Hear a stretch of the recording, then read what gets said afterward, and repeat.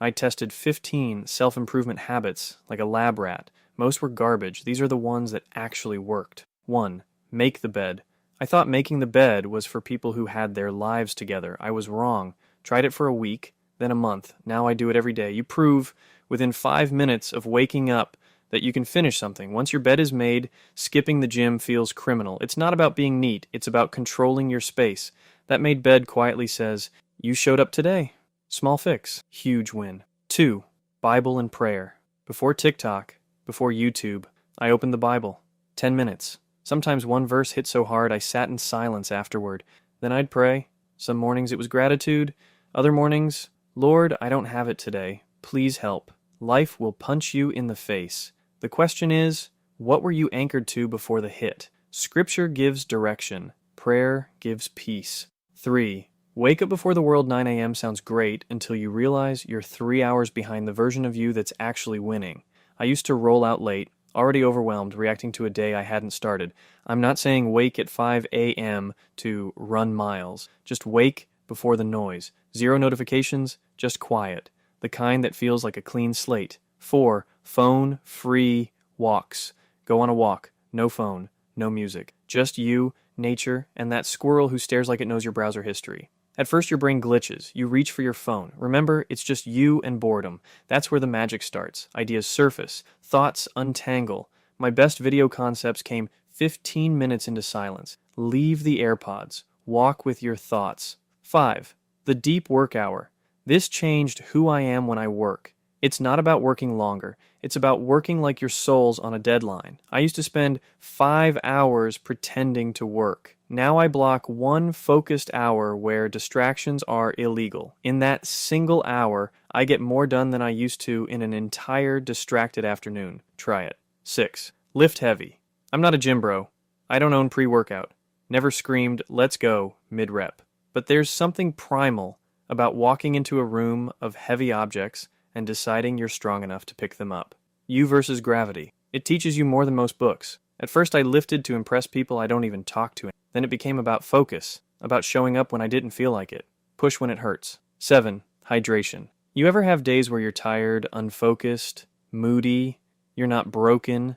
You're dehydrated, not heartbroken, just overdue for water. I chug 20 ounces first thing. Keep a bottle like it's my job.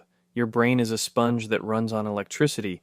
No water, no function, you're not tired, you're buffering. Once I fix this, mental fog gone. Energy dips reduced. It's such a simple fix, it feels like a scam. I treat water like a performance enhancer, because it is. 8. Read 10 pages, not tweets, not Reddit. Actual books with page numbers. 10 pages, that's it. The more I read, the more I started thinking like someone with a future. Instead of reacting to every notification like a pigeon on energy drinks, I paused to actually think. 1 chapter rewires more neurons than an hour of motivational YouTube. 10 pages stacks. That's 300 pages a month. A full book, 12 books a year. Do that for 3 years, you've got an unofficial degree in being dangerous. 9. Journaling. Some days it felt like therapy. Other days like a mess, but it worked. Journaling isn't about writing something profound. It's about writing something true, dumping your mental junk drawer onto paper, sifting through the mess to find one thought worth keeping. I'd start confused, stressed, spiraling. By the end of 1 page, lighter, like I'd argued with myself and won. No algorithm, no unsolicited opinions, just me and a blank page that doesn't judge. 10. Keep 1 promise. Your entire life is built on how often you keep your own word. It doesn't have to be massive, something small, ridiculously doable. Don't check Instagram before 10 a.m., drink 1 bottle before coffee, clean your room before gaming. It's less about what it is, more about what it proves, that you're the kind of person who follows through, especially when no one's watching. If you keep breaking promises to yourself, your brain stops believing you. Maybe Monday, suddenly it's next year. But when you follow through, even on tiny things, you build inner gravity. That unshakable pull toward your best self. 11. Say no. I used to be a full-time people pleaser with part-time boundaries. Say yes to everything. Scream in the shower about being overwhelmed. Help you move Tuesday at 9 p.m.? Sure. Lunch when I have 43 things to do? Absolutely. I said yes out of guilt. Fear. that toxic need to be liked. Here's what that really does. Teaches you that everyone else's priorities matter more than yours. So I started saying no. Not to be rude, because my peace isn't on sale. My time, my clarity, my life. The people who respect my no, they're the ones who deserved my yes to begin with. 12. Eat whole foods. I didn't clean up my eating to impress anyone. I did it because I was tired of living in a body that felt exhausted and gross. Every time I chose whole foods over processed junk, I wasn't just eating clean. I was winning. No one tells you how much your mental state is tied to your meal. Eat like garbage, feel like garbage. Once I started fueling with real food, everything changed. I stopped seeing meals as reward or punishment, started seeing them as strategy. Clean eating sharpened my body, it actually sharpened my mind, or keep eating like a toddler. Your call. 13.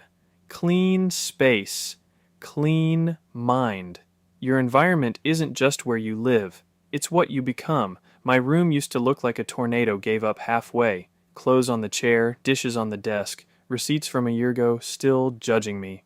I wondered why my thoughts felt cluttered. Messy room equals messy brain. You can meditate all you want. If you're doing it in a space that looks like a crime scene, good luck finding peace. Cleaning your space is saving your sanity.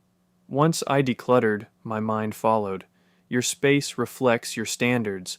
Raise the standard of your environment, everything else rises with it. 14. Talk to yourself with respect. I used to talk to myself, like my dad talked to me. You're lazy. You messed up again. Why can't you get it together?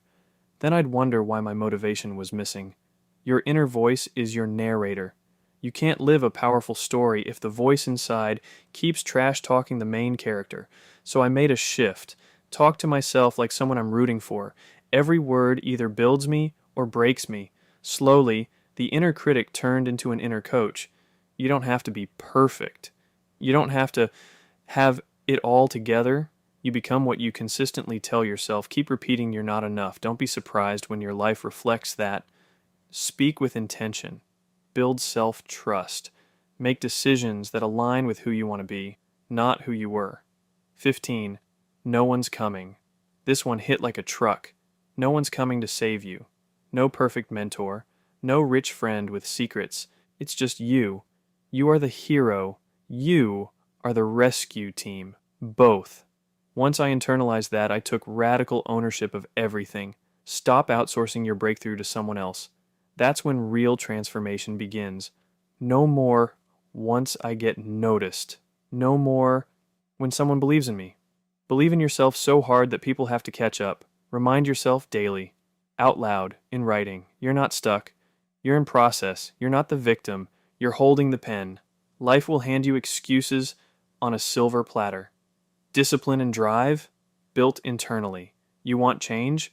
Become the person who doesn't need saving, because nobody's coming. The only one who will save you is you. Now go make the bed.